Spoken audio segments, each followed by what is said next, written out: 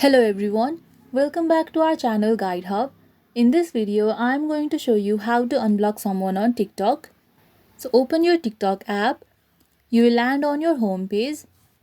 If you look at the bottom right corner of your screen, you can see your profile icon. Tap on the profile. Your own profile will open from here. On the top right corner of your screen, you can see a menu icon. Tap on menu and then tap on settings and privacy. After it is open, tap on privacy. Scroll down and by the end you will see blocked accounts. Tap on blocked accounts.